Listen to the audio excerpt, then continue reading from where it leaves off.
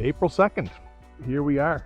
The crew joined Blue Nose 2 yesterday, and we're busy at work already. The shed's been cleaned out, and there's a varnish party working at some spars in there this afternoon. And behind me here on the wharf, some crew are stripping the ends of our life raft chocks. Looking back at my first year in 1987, I remember sitting in the car with my mother at Scotia Trawlers waiting to join the ship, and waiting to 2 minutes before the time I was supposed to join, and grabbing my sea bag and walking down over the hill to meet Chief Mate Del Becamo at the time. So he went on to be a great mentor of mine, and that first day holds a special place in my memory, I hope as much as these guys did when they met us yesterday. So very lucky here to have weather like this on April 2nd. It's almost unbelievable.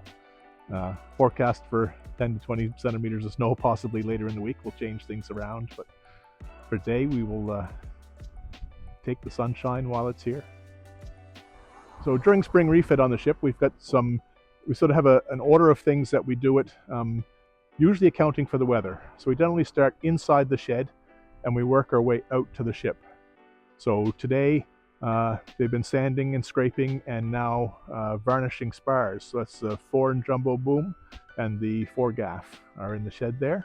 So we'll do those, and then we can move those outside, and then we can start to work on the ship's blocks. So there's 120 blocks on the ship. They'll all have to be taken apart, inspected, greased, and they each get 3 coats of varnish. So that little job alone will take the best part of a week.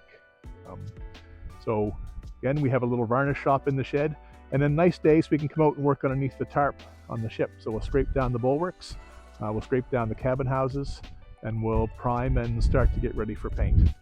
As the spring and the warmer weather moves on, we'll do more and more outside, and eventually the talk around town will be, when are you going to take the tarp off? Everyone wants to know when the tarp is coming off, and we'll look at the weather and we'll decide where we are in our progress of jobs, and one day we'll wake up and it will be gone. So that's an exciting day for us. So every year, for as long as I can remember, the planned start date has been the 1st of April. That's the day when the crew show up here on the ship and in the rigging shed.